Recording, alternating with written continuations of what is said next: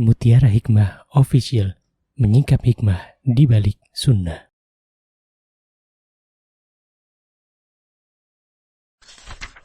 Salurkan donasi terbaik Anda untuk mendukung dakwah Mutiara Hikmah Official. Umroh akhir tahun plus daurah parenting Islami, sukses mendidik anak di zaman fitnah. Bersama Ustadz Hanan Yasir MA, Ustazah Imro'atul Azizah, 2 kali sholat Jumat.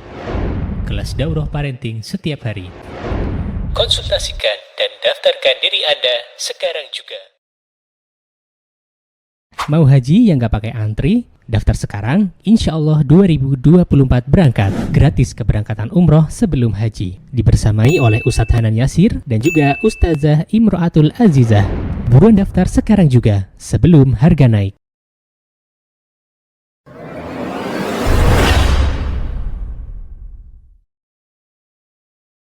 Baik teman-teman yang saya cintai karena Allah, hari ini kita insya Allah melanjutkan kajian kita pada Umdatul Mar'ah. Hadis yang keberapa ini? 71 ya.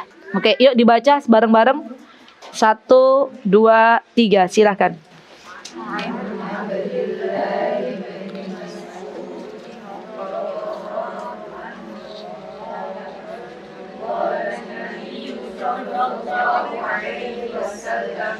لا تباشر المرأة المرأة فتعملها لزوجها كأنه ينظر إليها. Baik, hadis ke-71 ini adalah hadis yang memberikan sebuah pesan kepada kita semuanya dan diriwayatkan dari Abdullah ibnu Mas'ud. Sepertinya kita sudah pernah belajar siapa Abdullah ibnu Mas'ud. Teman-teman nanti tinggal melihat-lihat lagi, memurojaah kembali siapa Abdullah ibnu Mas'ud ya. Beliau memiliki kelebihan dengan suara yang indah dan beliau terkenal seorang qurra. Qurra itu ahli dalam Al-Qur'an. Masya Allah ya.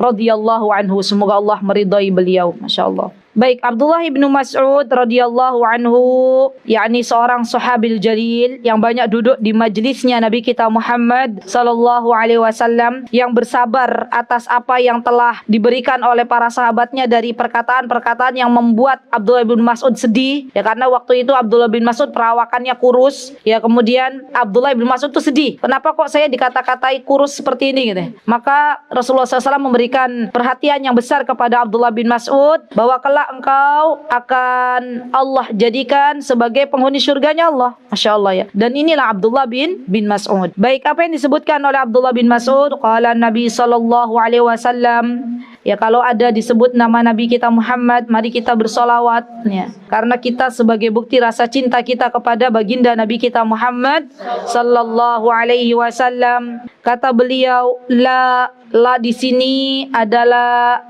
la nahiyah, artinya adalah larangan. La itu berarti larangan. Tubashirul mar'atul mar'ah, janganlah seorang wanita, maksudnya bergaul. Di sini disebutkan menyentuh kulit ya. Sejatinya nggak harus menyentuh kulit. Dari kata tubashir itu bergaul, itu sudah cukup ya. Jadi boleh, kalau di terjemahan teman-teman kan, janganlah sampai seorang wanita menyentuh kulit, bergaul dengan wanita lainnya. Dan yang namanya bergaul itu tidak harus menyentuh kulit. Maksudnya bisa bergaul di sosial media, itu juga namanya bergaul. Ya, kalau kita aplikasikan di zaman sekarang ya. Jadi yang dimaksud di sini, janganlah seorang wanita dia bergaul dengan wanita lainnya jikalau nanti ternyata fatan'ataha, si wanita ini dia menyebutkan sifat-sifat kawannya kepada siapa? Kepada suaminya. Nanti saya misalkan, ka'annahu yanduru ilaiha, sampai suaminya itu berimajinasi gitu loh. Suaminya membayangkan bagaimana keadaan kawan istrinya. Ini tidak boleh ya. Sehingga teman-teman, ibu-ibu, di dalam Islam itu adab pergaulan sudah diatur sedemikian rupa sampai Rasulullah Shallallahu Alaihi Wasallam mewanti-wanti untuk memilih teman yang baik. Ya subhanallah ya. Kenapa ibu-ibu? Kita boleh berteman, bergaul dengan siapapun boleh. Namun untuk seorang sahib atau sahabat yang lebih dekat, maka kita harus punya bestie, yang mana bestie kita itu adalah bestie yang senantiasa mengingatkan kita kepada Allah. Bestie yang tujuannya sama, memasuki surganya Allah Subhanahu wa taala. Itulah bestie kita. Ya, jadi dalam bergaul dalam Islam itu kita boleh bergaul dengan siapapun. Namun perlu diingat, kalau kita banyak bergaul, nah boleh bergaul tapi jangan banyak-banyak. Ada batasnya. Kenapa? Karena Imam Ibnul Qayyim rahimahullahu taala dalam kitab beliau banyak disebutkan, termasuk di dalamnya ada kitabnya beliau Al-Wabilus Shaib, itu menyebutkan bahwa di antara yang mematikan hati seseorang adalah banyak bergaul, banyak bicara, banyak makan, banyak tidur. Tidur boleh napa boleh, Bu? Boleh. Tapi kalau kebanyakan tidur boleh napa mboten? Mboten. Makan boleh napa boleh? Boleh. Kebanyakan makan tidak baik, ya kan? Sama, bergaul juga sama. Bergaul itu boleh, tapi kebanyakan bergaul itu mboten parang. Ya, kok bisa mboten parang gitu ya? Karena ia akan menggunakan waktunya lebih banyak untuk makhluk daripada Khalik. Khalik itu siapa, Bu? Allah. Ya, dia akan memberikan waktu dia lebih banyak kepada makhluk, kepada teman-temannya daripada kepada Allah. Ya. Padahal kita tahu yang namanya di dalam hidup itu ada kalanya kita berdua-duaan dengan Allah Subhanahu wa taala, menyendiri, bermunajat dengan Allah Subhanahu wa taala. Saya pernah diceritai oleh seorang ibu, di mana saya tahu betul ibu tersebut adalah seorang ibu yang Masya Allah, waktu saya bertemu dengan beliau untuk pertama kali saja, saya tuh rasanya kayak bener-bener diterima gitu loh. Gimana ya, orangnya tuh welcome. Ibu pernah gak sih ketemu sama orang seperti ini? Ramah gitu ya. Tapi ternyata beliau tuh curhat ke saya, Ustazah, saya tuh ternyata capek Ustazah. Capek kenapa gitu ya? Capek ketika saya berteman dengan banyak orang tuh saya capek. Capek kenapa? Karena saya rasa saya waktunya sedikit untuk dengan Allah Subhanahu wa taala. Coba lihat. Jadi orang-orang yang banyak teman juga ternyata ada masanya tuh dia kepentok dengan rasa capek gitu loh. Subhanallah. Kenapa teman-teman? Karena itu fitrah ya, fitrah. Dan semakin banyak bergaul itu biasanya semakin banyak dosa yang tidak disadari, baik dari perkataan, baik dari perbuatan. Nggih mboten Ibu. Apalagi kita seorang wanita, terkadang awalnya kita kumpul bareng, biasanya ibu-ibu kalau lagi kumpul tuh apa sih yang dijadikan topik pembahasan? Hah? Ghibah. La haula wala quwata illa billah. Saya tuh terkadang juga melihat ada ibu-ibu tuh Masya Allah ya, suka nongki-nongki bareng bestinya gitu. Masya Allah. Ya, saya nggak ada waktu lagi ya. Ini kejar-kejaran untuk suami, untuk ngajar, untuk anak-anak aja Masya Allah gitu ya. Lah ini Masya Allah loh, saya lihat ada ibu-ibu yang Masya Allah hobinya tuh jalan bareng sama bestinya. Itu biasanya yang ibu-ibu punya hobi begini nih, topik pembahasan kalau ketemu sama bestinya nih apa? Makanya saya tanya ke ibu-ibu. Apa ibu-ibu? Tergantung lingkungan. Masya Allah. Betul. Lama-kelamaan ya Bu, yang tidak disadari. Subhanallah. Itulah kenapa kata Imam Ibnul Qayyim, banyak bergaul bisa mematikan hati. Subhanallah. Karena efeknya. Ya, bergaul itu boleh, tapi segala sesuatu yang berlebihan dalam Islam itu tidak baik. Ya, segala sesuatu yang berlebihan dalam Islam itu tidak baik. Islam itu mencintai sesuatu yang tengah-tengah, pertengahan, yang sedang-sedang saja. Sama Bu, seperti gula. Kita butuh nggak gula untuk tubuh kita? Butuh. Kebanyakan gula bahaya apa mboten? Bahaya. Ya, karbohidrat, butuh nggak karbohidrat? Butuh. Kebanyakan karbohidrat bahaya juga, ngantuk, ya, diabetes katanya ibu ya. Ya, jadi segala yang berlebihan dalam Islam itu kaidahnya tidak bagus. Termasuk di dalamnya banyak bergaul. Baik. Nah, sekarang kita akan belajar apa sih adab bergaul di dalam Islam. Baik. Yang pertama, carilah teman yang satu frekuensi, yang salihah. Kenapa Bu kita harus mencari teman yang satu frekuensi, yang salihah? Karena Bisa dibayangkan nggak sih Bu, kalau kitanya hobi ke pengajian, kawan kita hobi ke mall, sinkron apa sinkron? Enggak. Ya. Ibu-ibu hobi traveling misalnya, kawan kitanya hobi tidur, hobi mager. Kira-kira sinkron apa sinkron? Enggak. Ya. Jadi pilih yang memang satu frekuensi, pilih yang memang kita itu punya kesamaan gitu loh. Misalnya, oh saya suka menuntut ilmu nih, saya mau cari teman yang suka belajar. Masya Allah, itu Masya Allah luar biasa. Ya, dampaknya luar biasa. Ya, jadi cari teman yang satu frekuensi, yang salihah terutama. Kalau kita dalam Islam, cari teman yang salihah. Teman yang salihah itu yang seperti apa? Apa barometernya? Orang-orang, wanita-wanita yang dia selalu mengingatkan kita kepada Allah Subhanahu wa Ta'ala, yang mengajak kita untuk lebih mendekat kepada surganya Allah Subhanahu wa Ta'ala, yang mengingatkan kita manakala kita banyak bermaksiat. Itu teman salihah. Masya Allah. Yang menasehati kita, nah itu teman salihah tuh. Jadi kalau ibu punya temannya itu suka menasehati kita, jangan malah ditinggal. Ya, kan kadang yang namanya hati ya Bu, kadang kalau kita lagi imannya turun, dinasehati oleh kawan tuh kira-kira enak napa enak Bu? Iya, lagi ada masalah ibu-ibu dengan suaminya, dinasehati oleh kawannya, rasanya tambah panas ya. Padahal kalau kita tahu tidaklah orang perhatian kepada kita, memberikan nasihat kepada kita kecuali dia tuh sayang. Coba Bu, lihat dipikir-pikir, nggih mboten Bu? Lah, kalau misalnya kita itu tidak pernah dinasehati, berarti kawan kita nggak pernah memikirkan kita. Coba kita pikir secara tenang ya. Kenapa kita itu misalnya dinasihati oleh kawan kita karena memang dia sayang kepada kita. Namun terkadang kita tidak tahu berterima kasih kepada kawan kita. Dulu para ulama zaman dahulu kala, kalau mereka diberi nasihat oleh temannya, mereka itu sampai berkata, saya harus membayar berapa? Subhanallah, untuk membayar sebuah nasihat. Dan yang namanya nasihat ini adalah perintah dari Allah Subhanahu wa Ta'ala. Allah Subhanahu wa Ta'ala berfirman dalam surat Al-Asr, a'udzubillahi minasyaitonirrajim, bismillahirrahmanirrahim, wal 'asri innal insana lafi khusr illal ladzina amanu wa 'amilus solihati wa tawassaw bil haqqi wa tawassaw bis sabr. Saling nasihat menasehatilah. Dalam apa ibu-ibu? Dalam kebaikan dan dalam kesabaran. Jadi ingat ya, bestie terbaik itu yang suka menasehati kita. Tulis Bu. Kalau suami kita suka menasehati kita, berarti itu bestie terbaik ibu-ibu. Ya Masya Allah. Pernah nggak dinasehati suami? Sering. Masya Allah.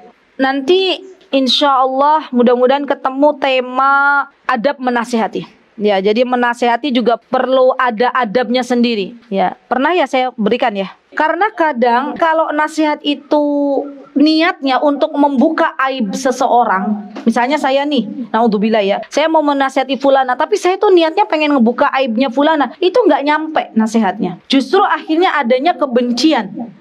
Tapi nasihat yang dia benar-benar jujur tulus, saya mau menasihati fulana, ya Allah, saya luruskannya dulu.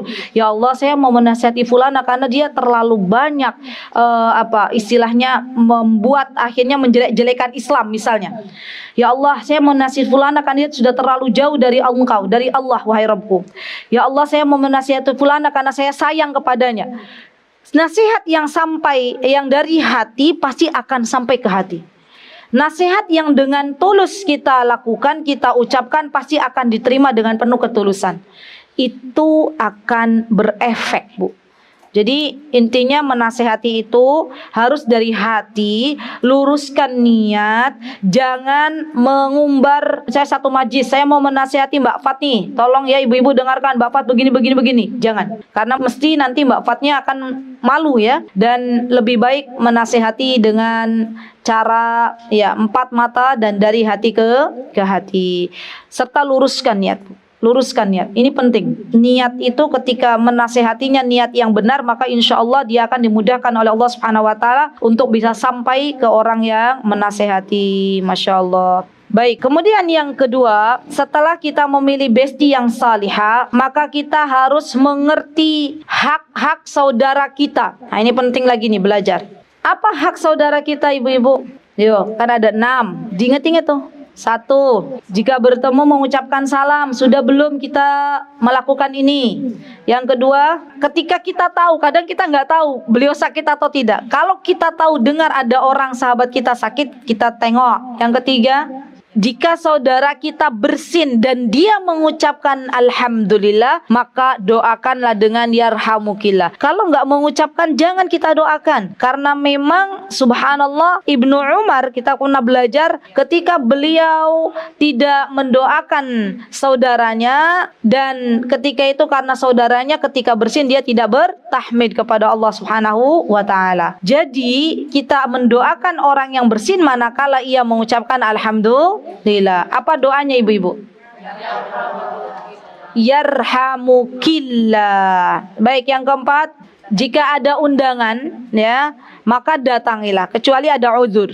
Yang kelima, jika ada saudara kita yang meminta nasihat, harusnya nasihat itu kita yang minta, atau saudara kita yang minta kepada kita, atau kita yang meminta kepada saudara kita ya. Bukan saudara kita memberikan nasihat dulu, tapi kita yang meminta. Itu adabnya. Tolong dong nasihatin saya. Ya, itu adabnya. Maka kita nasihati. Dan jangan pernah kita akhirnya terbujuk dengan godaan seton, yang mana seton biasanya memberikan godaan begini. Bagaimana sih kamu nasihatin orang, kamunya aja belum menjadi seorang yang baik? Ada nggak ibu-ibu bisikan begitu?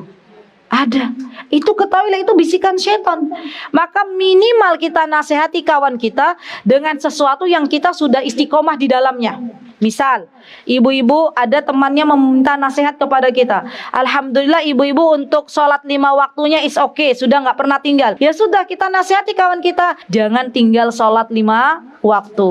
Jadi yang paling afdol menasehati seseorang itu adalah sesuatu yang sudah kita istiqomahkan, Bu. Kenapa? Karena jangan sampai kita memberikan nasihat kepada orang lain tapi kita tidak mengerjakannya. Ya, jangan sampai kita termasuk orang-orang yang diberikan sebuah ancaman oleh Allah Subhanahu wa taala. Apa kata Allah Subhanahu wa taala? Kabura maqtan an taqulu ma la taf'alun, ya kan?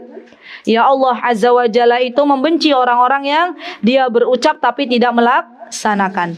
Jadi kalau ada yang meminta nasihat kepada kita, apa yang kita berikan nasihatnya? Berikan sesuatu yang insya Allah kita sudah istiqomah di dalamnya. Ya, tadi seperti sholat, jangan tinggalkan sholat. Masya Allah loh ya, nasihat jangan tinggalkan sholat. Itu nasihatnya pendek tapi maknanya cukup dalam. Kenapa, Bu?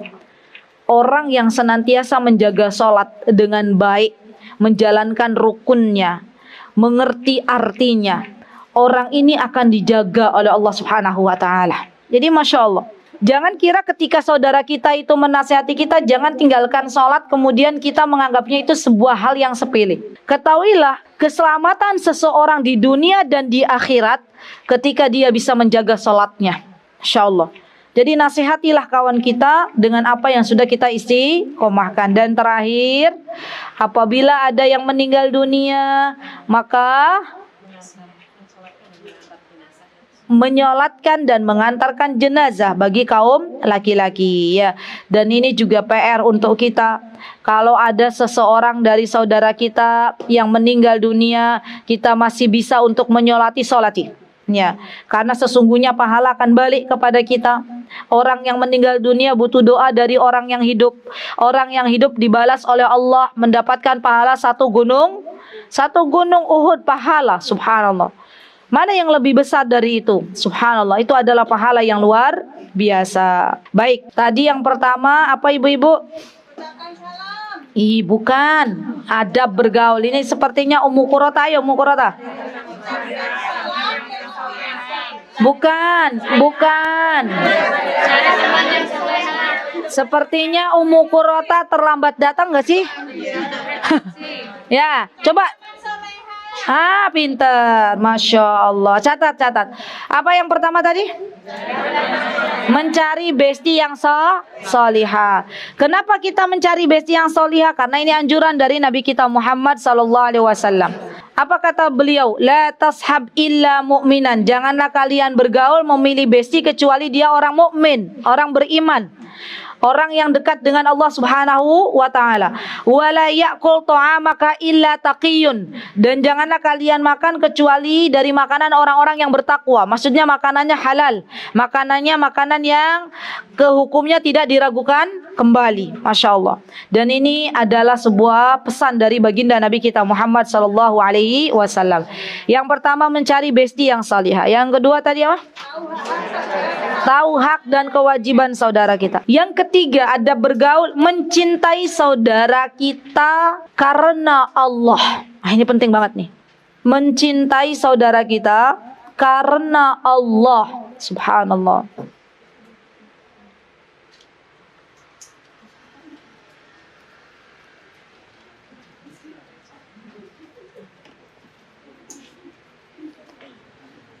Ibu-ibu, bayangkan besok pada hari kiamat, besok nih, ketika semua manusia dari zaman Nabi Adam alaihissalam sampai zamannya Nabi kita Muhammad sallallahu alaihi wasallam dikumpulkan bareng pada hari kiamat, kelak nanti ada orang-orang yang Allah akan berikan naungan. Ya, Masya Allah. Dan kala itu tidak ada naungan kecuali naungannya Allah Azza wa Jalla. Orang ini diantaranya adalah yang mana dia mencintai saudaranya karena Allah. Al-mutahabina fillah. Subhanallah. Maksudnya bagaimana? Besok ketika matahari didekatkan sedekat-dekatnya, kira-kira panas nopo panas, Bu? Panas. Kata para ulama, nanti besok ada hamba-hamba Allah yang disiapkan oleh Allah, entah bagaimana wakilnya, bagaimana kejadiannya, yang jelas di situ mendapatkan naungannya Allah. Ya, entah itu nanti ada awan atau seperti apa, yang pasti itu ada naungannya Allah. Dan kala itu tidak ada naungan kecuali naungannya Allah. Semua orang butuh. Ibu-ibu di dunia saja, saya sering memisalkan begini, atau di bandara. Bandara kan biasanya kredit ya, banyak orang ya. Di situ panas, lagi musim panas, tiba-tiba ada ruang VIP yang mana disediakan makanan, disediakan AC, disediakan tempat tidur, misalnya ruang istirahat. Kira-kira banyak nggak orang pengen masuk ke ruangan itu? Banyak. Dan besok di akhirat ada orang-orang yang terpilih mendapatkan naungannya Allah Subhanahu wa taala besok. Siapa di antara mereka yang mendapatkan naungannya Allah? Ada 7 golongan. Saya sebutkan satu di sini yang berkaitan dengan adab bergaul, di antaranya orang-orang yang saling mencintai karena Allah. Subhanallah. Allahu akbar. Allahu akbar. Jadi kita harus mencintainya dulu karena Allah. Berarti kalau mencintai karena Allah, kata para ulama syaratnya kita harus mengucapkan dulu kepada kawan kita, uhibbuki fillah. Apa Bu jawabannya, Bu? Nah, iya, ahabbakilladzi ahbabtani lah. Ahbabtani gimana? Ahabbakilladzi ahbabtani lah. Gitu kan ya? Itu jawaban bagi yang mengucapkan uhibbuki fillah. Jadi harus kita ucapkan. Kalau nggak bahasa Arab boleh nggak? Boleh. Para ulama ada yang mengatakan boleh. Apa yang kita ucapkan? Saya mencintaimu karena Allah. Ya. Jawabannya bagaimana? Sama-sama gitu misalnya.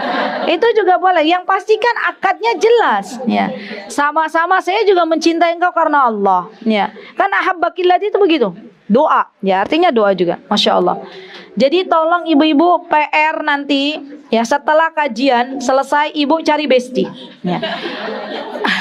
Kalau malu, kan kadang ada ya orang yang introvert kan malu ya kalau langsung bicara, oh ibu kifila, nanti kata orangnya, ih kamu sok pede deh gitu ya. Sok cari perhatian, habis kajian langsung dipraktekkan gitu ya. Nggak apa-apa lewat tulisan. Ya, oh ibu kifila gitu ya. Nanti ibu-ibu jawab. Orang-orang yang demikian dia akan mendapatkan naungannya Allah Subhanahu wa taala di hari kiamat. Pengen apa pengen ibu-ibu? Nah, semuanya pengen. Tapi berat untuk mengamalkan. Masya Allah. Yang kedua nih ada lagi bonus dari Allah di akhirat. Besok di akhirat nanti ada orang-orang yang Allah tempatkan di manabir. Manabir itu tempat tinggi kata para ulama. Tempat yang tinggi yang mana orang biasanya gampang melihat gitu loh. Entah itu bentuknya panggung atau bentuknya mimbar gitu ya. Yang jelas itu tempatnya lebih tinggi. Di mana orang tuh bisa melihat. Dan dia mendapatkan cahaya, nur, cahaya. Ya. Maka orang-orang bertanya ya kepada Allah Subhanahu wa taala, wahai Rabbku itu siapa? Apakah itu kalangan para sahabat? Bukan. Apakah itu kalangan para nabi? Bukan. Siapakah mereka? Ya. Kemudian Rasulullah SAW menjawab, mereka adalah orang-orang yang saling mencintai saudaranya karena Allah. Subhanallah. Allahu Akbar. Jadi nanti orang-orang yang saling mencintai karena Allah tuh dipanggil sama Allah. Misalkan siapa di sini yang mau saya misalkan nih? Ibu siapa namanya? Bu Ati sama Mbak Irma ya misalnya ya. Bu Ati sama Mbak Irma nih, mereka saling mencintai karena Allah.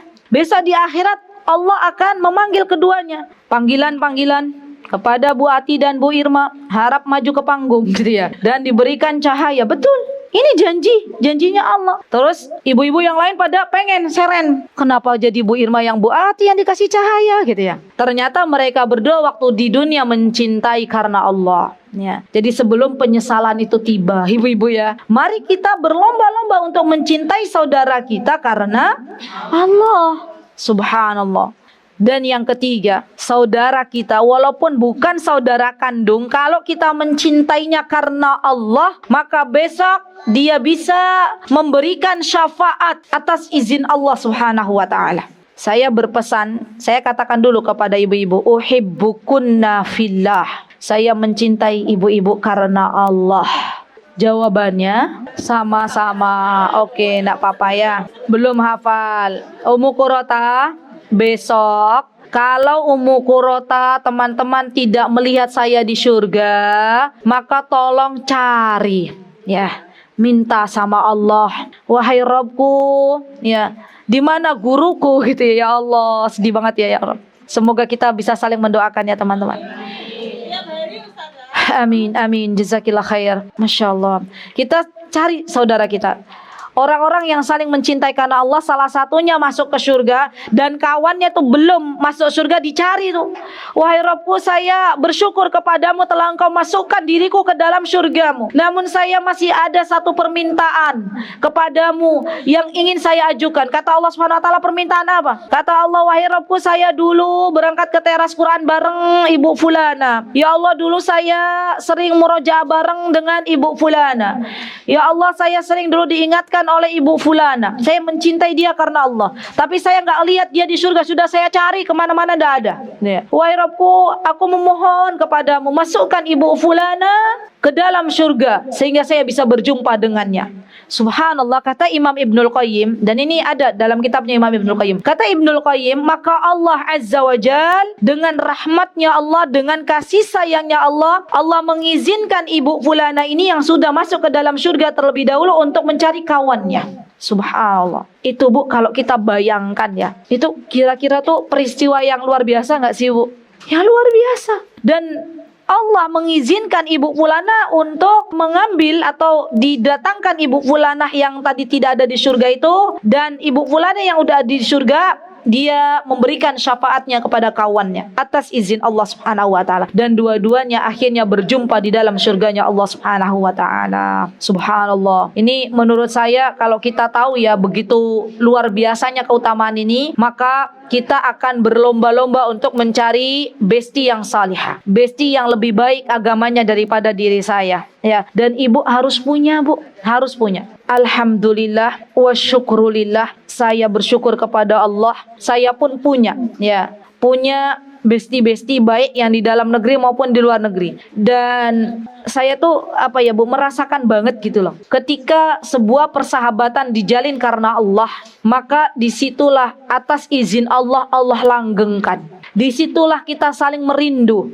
Dan ada kalanya ketika kita tidak berjumpa dengan sahabat kita lama, dalam kurun waktu yang lama, ketika berjumpa tuh sampai nangis gitu loh, sampai derai air mata bercucuran, padahal itu bukan saudara kandung kita. Subhanallah. Kenapa demikian? Karena Allah pautkan hati kita dengan sahabat-sahabat kita. Subhanallah. Dan saya rasakan sekali ya, Masya Allah, beberapa jamaah yang baru ketemu di tempat kami, baik itu yang saat ini berada di luar Pulau Jawa ataupun di luar Indonesia. Ketika ketemu tuh rasanya apa ya Bu, kita tuh pelukan tuh, ini tuh kayak bener-bener, itu baru pertemuan di dunia ya, itu bener-bener kayak ini bener apa enggak sih gitu ya, tapi kayak mimpi, tapi memang kenyataan. Masya Allah. Jadi alhamdulillah wa syukur, saya bersyukur kepada Allah di saat pandemi kemarin ya, pandemi itu banyak mengajarkan kebaikan untuk saya dia menambah saudara, ya. Dan alhamdulillah biidnillahi taala, bifadlillahi taala, ada saudara-saudara kami yang baru kenal via online. Mereka hanya mendengar suara saya di Denver sana di Amerika, datang ke Jogja, ibu ketua pengajiannya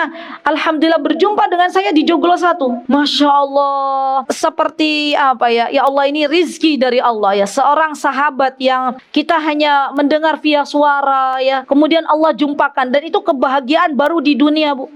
Belum lagi nanti di akhirat. Subhanallah, betapa luar biasanya persahabatan yang dibangun karena Allah. Maka dari itu yuk kita mulai sekarang cari siapa sahabat-sahabat kita. Dan sahabat bestie karena Allah tuh boleh lebih dari satu, boleh lebih dari satu ya. Namun kita harus memilih gitu ya. Jangan sampai kita salah pilih ya. Baik ya, sudah ya, insya Allah cukup 3 keutamaan itu. Yang keberapa ibu-ibu? Yang keempat, di antara adab bergaul ya adalah tidak membocorkan rahasia yang telah dipercayakan kepada kita. Tidak menyebarkan rahasia yang telah dipercayakan kepada kita. Masya Allah ya. Kalau ada orang demikian tuh Masya Allah, luar biasa. Karena biasanya wanita itu mulutnya lebih apa, Bu? Lebih tajam, lebih comber kata ibu. Lebih apa ya istilahnya ya? Ya lebih begitulah ya, alhamdulillah. Jadi kalau ada kawan kita merahasiakan sesuatu, maka kita harus bisa menahannya. Kenapa? Karena dulu Anas bin Malik radhiyallahu anhu, ketika beliau datang ke rumah ibunya yaitu Ummu siapa? Ibunya Anas siapa?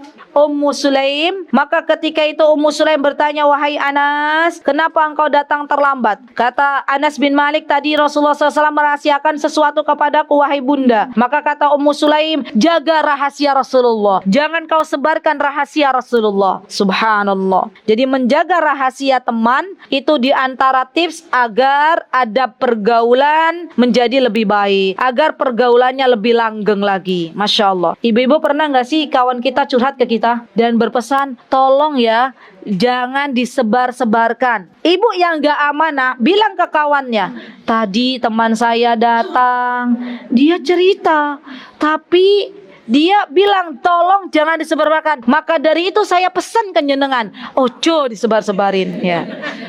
Terus bilang lagi ke fulana, "Tolong jangan disebar-sebarkan." Ya, kira-kira ada nggak model perempuan begitu, Bu? Ada. Ibu-ibu yang bilang ada. Jadi jaga rahasia yang telah dititipkan kepada kita. Orang itu kalau sudah percaya, Bu, kepada kita, maka biasanya apa yang ia rahasiakan akan dikeluarkan. Dan menjadi orang kepercayaan itu tidak mudah. Ya, maka ketika kita sudah dipercaya oleh kawan kita, jaga diri kita agar tetap menjadi orang yang bisa dapat dipercaya. Masya Allah. Ya, bestie yang seperti itu tuh hari ini sudah langka. Ya, jadi kalau ibu dapat yang seperti itu, tolong jaga. Ya, baik. Yang kelima, apa yang kita lakukan dari adab pergaulan, ibu-ibu? Di antaranya setelah kita mencintai karena Allah, maka hendaklah yang kelima berkasih sayang kepada saudara kita yang kita cintai karena Allah. Kasih sayang itu akan Allah munculkan dari orang-orang yang berhati lembut. Bagi siapapun, na'udzubillah, yang sudah dicabut rasa sayangnya dari hati seorang hamba, kata Rasulullah SAW, maka tidak ada lagi kebaikan di dalamnya. Ya, jadi kalau ada seorang hamba yang dia sudah tidak lagi memiliki rasa kasih sayang baik kepada saudaranya sendiri maupun kepada makhluk Allah yang lain, maka ketahuilah bahwa dia tidak memiliki kebaikan dalam dirinya. Subhanallah. Dan berkasih sayang ini adalah sifat seorang muslim, sifat seorang muslimah yang diperintahkan oleh Allah Subhanahu wa ta'ala. Barang siapa yang berkasih sayang, yang menyayangi apa yang ada di bumi, maka niscaya dia disayangi oleh para penghuni langit. Masya Allah, Masya Allah. Ya, ini apa ya ibu-ibu, hal yang saya kira dalam bentuk realnya itu peduli ya. Orang kalau sayang itu kan akhirnya jadi peduli ya, peduli dengan kawannya. Masya Allah. Ibu-ibu, seseorang yang dia peduli dengan kawan, sayang kepada banyak orang, percayalah kalau suatu hari ia meninggal, suatu hari ia meninggalkan komunitasnya atau meninggal dunia, maka banyak orang merindukan dirinya. Maka dari itu jadilah kita, saya ajak diri saya dan teman-teman, jadilah kita orang-orang yang ketiadaan kita nanti, Bu, dirindukan oleh banyak orang. Ya, dirindukan oleh banyak orang. Oh, Umu Kurota sekarang kemana ya? Pindah kemana? Biasanya bawa sayur ke rumah saya, misalnya ya. Biasanya beliau tuh suka kasih saya genjer. Ya, Masya Allah. Nanti kalau pas Umu Kurota pindah, ya keluar Yogyakarta, saya akan kehilangan beliau, misalnya. Maka jadilah kita orang-orang yang ketiadaan kita nanti itu dirindukan oleh banyak orang. Apa yang bisa kita lakukan? Berkasih sayanglah kepada sesama hamba Allah. Entengan, ya boleh. Berkasih sayang bentuk realnya adalah kepedulian dan entengan. Masya Allah ya, ini luar biasa, Masya Allah ya. Ibu-ibu yang saya cintai karena Allah, kasih sayang Allah kepada kita itu, kata Ibunda Aisyah, melebihi kasih sayang seorang ibu kepada anaknya. Ya, jadi waktu itu ada seorang ibu bawa dua anak datang ke Ibunda Aisyah, mau minta sesuatu yang ada dalam rumah. Di dalam rumahnya Ibunda Aisyah hanya ditemukan satu kurma. Ya, satu kurma diberikan kepada ibu tersebut. Ibu tersebut membagi kurma yang satu dulu bagi dua. Nih, satu buat anaknya, satu buat anaknya. Maka kata Rasulullah SAW, wahai Aisyah, kamu pasti kaget ya dengan kasih sayang seorang ibu kepada anak. Karena Rasulullah tahu Ibunda Aisyah Allah takdirkan belum ada anak ya. Jadi kan melihat pemandangan demikian tuh hal yang Masya Allah gitu ya. Kemudian Rasulullah mengatakan, sesungguhnya kasih sayang Allah kepada makhluknya itu melebihi kasih sayang seorang ibu kepada anaknya. Lihat Bu, kasih sayang Allah tuh kita butuhkan di setiap saat, di setiap segala kehidupan kita. Maka barang siapa yang ingin disayangi Allah, sayangi orang-orang yang ada di sekitar kita, sayangi bestie kita, ya. Dan dari bentuk sayang itu diantaranya apa? Allah menyebutkan, subhanallah, sesungguhnya ketika kita bergaul dengan orang lain, maka apa yang kita sukai itu juga orang lain sukai. Apa yang tidak kita sukai, maka orang lain pun tidak sukai. Ya, perhatikan, perlakukan orang lain sebagaimana kita ingin diperlakukan oleh orang lain. Ya, Masya Allah. Ini adab yang sepertinya sudah lama ya, sudah lama tidak muncul. Terkadang yang namanya manusia itu lebih memunculkan sikap egoisnya, sikap yang penting dirinya, subhanallah. Padahal dalam Islam diajarkan, lan tanalul birra hatta tunfiqu mimma tuhibbun. Tidaklah seseorang memperoleh kebaikan kecuali dia menginfakkan apa-apa yang dia cintainya, apa-apa yang dia sukai. Dan ini merupakan tantangan dalam adab bergaul, Bu. Kan fitrahnya kita kan pengennya yang bagus dipek dewek ya, Bu. Dipek sendiri apa dipek itu? Yang bagus diambil sendiri. Padahal jelas bahwa sesungguhnya Allah menginginkan yang bagus juga kita berikan kepada orang lain. Dan ketahuilah wahai ibu-ibu yang saya cintai karena Allah, siapapun yang memperlakukan orang lain seperti apa yang ia inginkan untuk dirinya, maka saya yakin orang ini akan menjadi orang yang banyak dicintai oleh orang lain. Karena ia telah memperlakukan orang lain dengan apa-apa yang ia cintai untuk dirinya. Masya Allah. Dan terakhir masih banyak adab bergaul. Terakhir ibu-ibu, ya. Terakhir di antara adab bergaul, jaga lisan kita, terutama ini ibu-ibu. Jaga lisan kita tidak menyakiti saudara kita. Buatlah saudara kita selamat dari lisan-lisan kita. Karena sesungguhnya banyak di antara kaum wanita yang masuk dan diseret oleh Allah ke dalam neraka karena lisan-lisannya. Subhanallah. Bahkan Rasulullah SAW mengatakan, saya menjamin bagi seseorang untuk masuk surganya Allah ketika dia bisa menjaga lisannya. Banyak persahabatan yang sudah dibangun berpuluh-puluh tahun, akhirnya hancur di tengah jalan karena lisan. Masya Allah. Jadi jaga lisan kita. Sesuatu yang sudah keluar dari lisan kita tidak bisa kita tarik kembali. Dan sesuatu yang sudah tergores, itu pasti ada luka yang tersisa. Nggih mboten Bu. Misalnya ada orang yang pernah memfitnah kita. Kita tuh sudah memaafkan. Ya Allah, saya sudah memaafkan, saya capek bergaul dengan dia. Ya, pasti ada sisa nggak Bu? Pasti. Kita jaga jarak gitu ya. Sudah deh, saya tahu fulanah itu lisannya nggak bagus. Dia sukanya memfitnah. Boleh nggak kita jaga jarak dengan orang yang sudah terkenal dia hobi memfitnah? Boleh. Ya, dalam Islam boleh. Ya. Boleh kita menjaga jarak kalau kita tahu bahwa fulana itu sudah tersebar, sudah terkenal, dia lisannya itu tidak nggak bagus. Sukanya memfitnah. Lebih baik kita menjaga jarak daripada kita terkena konflik di dalamnya. Ya, hati-hati ya Bu. Perhatikan, seorang wanita salihah adalah wanita yang dia bisa menjaga lisannya, yang dia berpikir 1000 kali ketika akan mengucapkan sebuah kata-kata. Masya Allah. Karena apa? Karena dia tahu bahwa dia tidak mau mendolimi saudaranya. Masya Allah, Masya Allah. Dan orang yang bisa menjaga lisannya, maka ia akan dimasukkan ke dalam surganya Allah Subhanahu wa ta'ala. Baik, ada berapa ibu-ibu yang sudah ibu-ibu pelajari? Ada 6 ya, kurang witir 1 ya Bu ya. Apa witir satunya ibu-ibu? Masih banyak sebenarnya ada bergaul itu. Betul, saling mendoakan. Allahu Akbar. Ini loh yang jazakillah khair Mbak Mia. Ada bergaul itu saling mendoakan. Ya. Kenapa penting ibu-ibu untuk saling mendoakan? Karena doanya kita untuk saudara kita dan dia tidak mengetahui didoakan oleh kita itu adalah doa yang mustajab. Masya Allah. Tapi syaratnya begitu Bu. Syaratnya kita nggak boleh woro-woro. Ya. Kita bangun di tengah malam. Saya doakan ya Allah, semoga Allah Azza wa Jalla berikan kehidupan yang baik untuk, misalnya untuk siapa di sini? Untuk Mbak Aina, ya Allah, semoga Allah berikan keluarga yang sakinah, mawaddah warahmah. Tiba-tiba besok saya ketemu sama Mbak Aina. Mbak Aina, tadi malam tuh saya bangun, ya, khusus spesial doain dirimu gitu ya.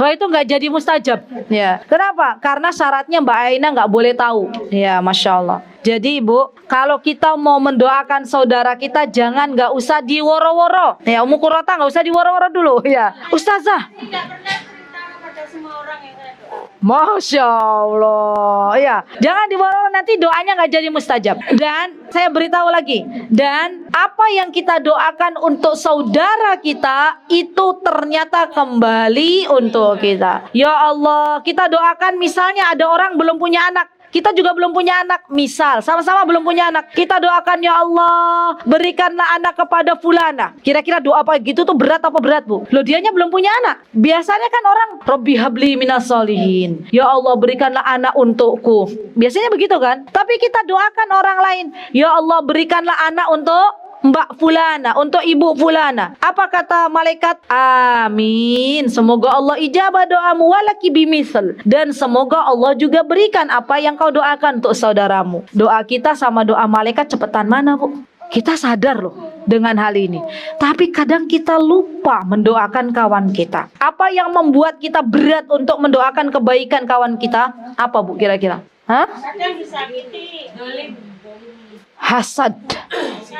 Iya, iri, hasad, dengki itu yang membuat kita berat mendoakan saudara kita. Kita belum punya mobil, lihat kawan kita anaknya 5 boncengan semua naik motor misalnya ya. Kira-kira Bu, kalau yang hatinya bersih dia pasti akan doakan ya Allah berikanlah mobil untuk Mbak Fulana, dia kasihan kalau kemana-mana tuh 5 anak, 1 digendong, 1 di depan, ya 1 lagi di tengah, 1 lagi entah di mana gitu ya. Pokoknya 1 motor tuh berlima, ya Allah berikanlah ia mobil. Subhanallah. Dan apa kata malaikat? Amin. Semoga Allah juga berikan kepadamu mobil. Subhanallah. Jadi semuanya tuh kembali untuk kita. Maka mulai sekarang yuk, mari kita saling mendoakan kebaikan untuk saudara kita. Demi Allah, hasad iri itu tidak ada manfaatnya sama sekali. Justru itu yang akan membuat hati semakin hari semakin sakit. Justru itu yang akhirnya membuat hidup kita tidak bahagia. Kenapa? Karena kita sering hasad kepada orang lain.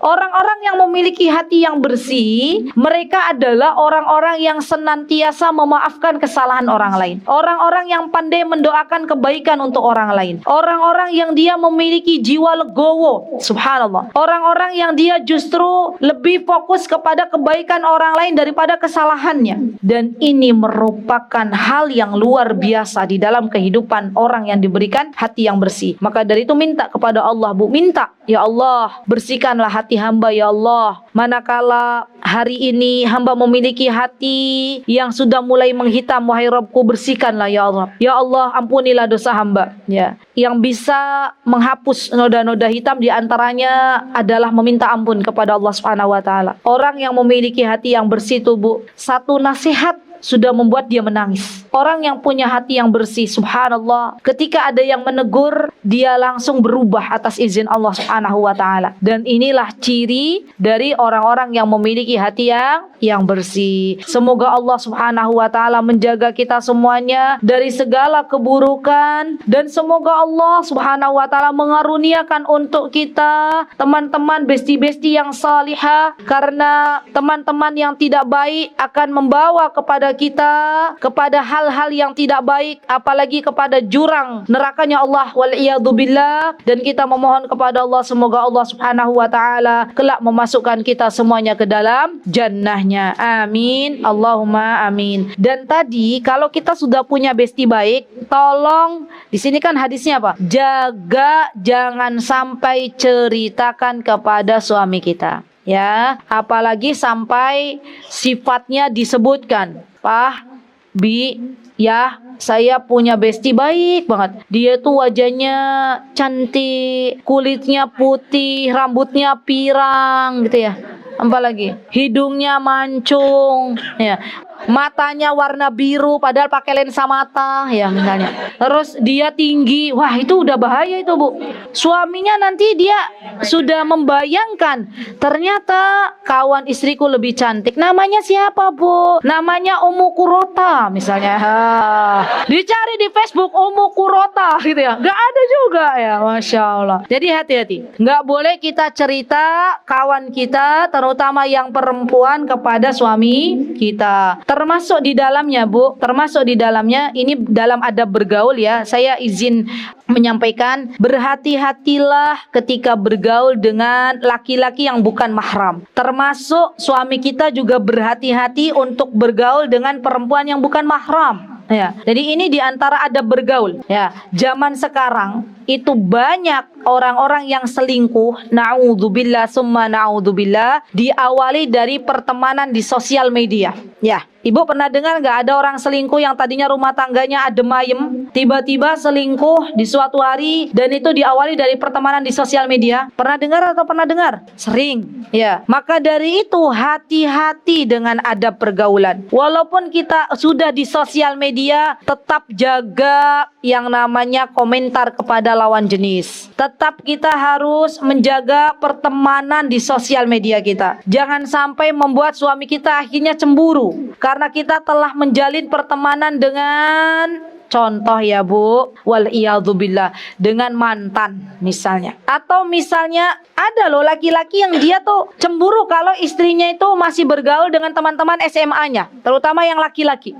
Ya, saya pernah mendapati ibu-ibu yang dia usianya sudah tidak lagi muda, termasuk kata ibu itu, Ustazah, kenapa suami saya tuh sering meributkan saya kalau saya itu suka nongki-nongki, kumpul-kumpul, reunian sama kawan-kawan saya yang SMA. Ya, saya bilang kepada ibu tersebut, Ibu, apakah di situ ada teman-teman ibu tuh yang SMA itu perempuan semua atau ada laki-laki? Ada laki-laki, Ustazah, gitu ya. Saya bilang, ketahuilah ibu bahwa suami ibu itu termasuk orang yang mencintai ibu. Jadi lihat teman-teman, kalau suami kita sampai akhirnya cemburu dengan kawan yang kita jalin, kawan-kawan lama, maka saatnya bukan berarti kita memutuskan tali silaturahmi, bukan, tapi kita lebih kepada menjaga pergaulan ya. Jadi banyak, subhanallah, di zaman sekarang pintu-pintu seton yang dimasuki oleh seton, termasuk di dalamnya adalah pintu-pintu dari arah wanita dan laki-laki bergaul tanpa ada adab-adab, tanpa ada batasan, dan akhirnya kebablasan. Naudzubillah summa naudzubillah. Semoga Allah Azza wa Jalla menjaga kita semuanya dari godaan-godaan syaitan yang terkutuk. Semoga Allah Subhanahu wa taala menjadikan kita semuanya wanita-wanita salihah, dan semoga Allah Subhanahu wa taala mengampuni segala dosa kita. Baik, itu yang bisa saya sampaikan ibu-ibu. Kurang lebihnya saya mohon maaf. Jikalau ada kesalahan, baik itu tutur kata maupun yang lainnya, saya mohon maaf. Dan jikalau ada kebenaran datangnya dari Allah Subhanahu wa taala, aqulu qouli hadza wastaghfirullah li wa lakum wa akhiru da'wana alhamdulillahi rabbil alamin. Assalamualaikum warahmatullahi wabarakatuh.